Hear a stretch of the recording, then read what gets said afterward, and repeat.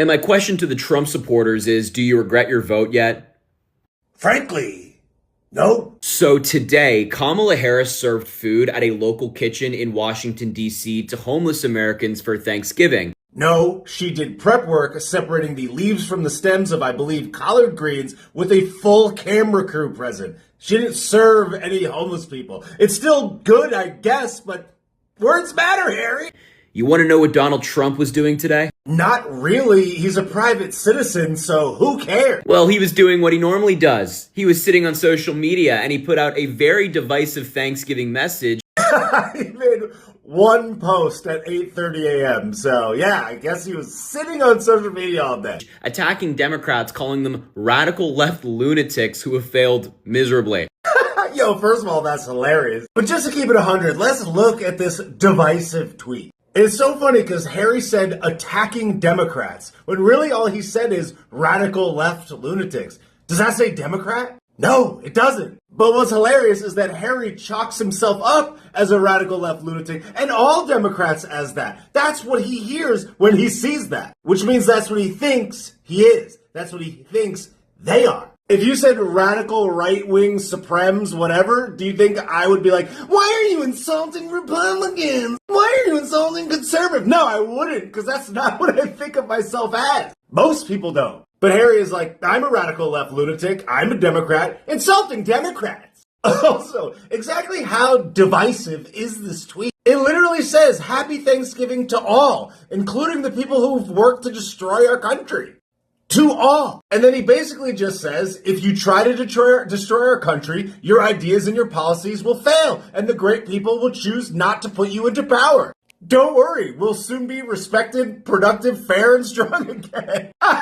So divisive. So Kamala Harris was doing public service. Donald Trump was just sitting at Mar-a-Lago scrolling on social media all day today. Scrolling all day. Nah, bro, he had a dinner with lots of guests and supporters at his house. There's plenty of photos of it. All day. I'm old enough to remember in 2019 when you were nothing but a spermazoa, when Donald Trump had a secret flight to Afghanistan, flew into a war zone so that he could eat Thanksgiving dinner with the troops. Did Krusty ever do that in the 4 years she was in office, dog? No. I certainly don't know of any time that she did that. She's a public servant. Nah, dog, her public persona and image got absolutely smashed to smithereens, so she's separating a few collard greens on camera. I'm happy she's volunteering. I think that's a good thing. I'm not going to pretend like it's not. But if you just put these two head to head in a who did more on Thanksgiving, who helped more people, who's more of a public servant, the answer's clear, and it's not Krusty, bro. I think it's abundantly clear that America made a mistake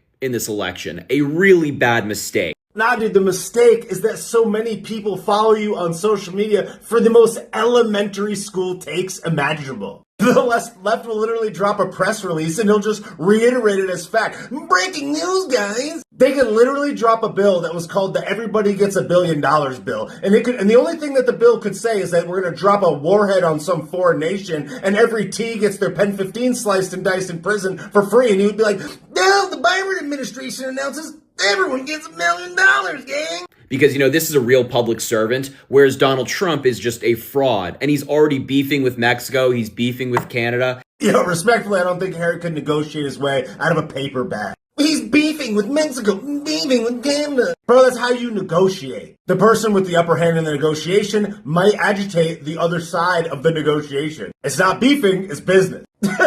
Somebody puts Harry in a paper bag and he's like, can I get out of here? And they're like, no. The paper bag is T rights. And he's like, okay, crinkle. He's promising to raise your prices and everyday things that you buy.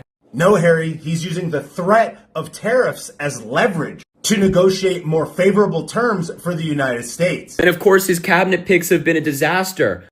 No, they're only a disaster if you're a radical left psycho who prefers for things to stay being done the way they've always been done. The way it's always done is some pharma lobbyist runs this section and some Raytheon board member runs this. You don't want a veteran in there. You don't want an outsider in there. You want it to be done the way it's always done. Apparently, that's how you have change. But all that could have been avoided if people just got out and supported Kamala Harris, who should have been president. But instead, as I mentioned, we made a mistake. Nah, there was no mistake, bro. 50 million people decided that your demon ain't it. You just gotta admit you got trounced, bro. You guys had every possible advantage, every mainstream media outlet, all the gas, all the smoke, all the money, and you got. But instead of taking some time to self-reflect and maybe think about how the messaging was wrong, the best you could do is be like, no, we made a mistake. No, you made the mistake, bro. Reflect.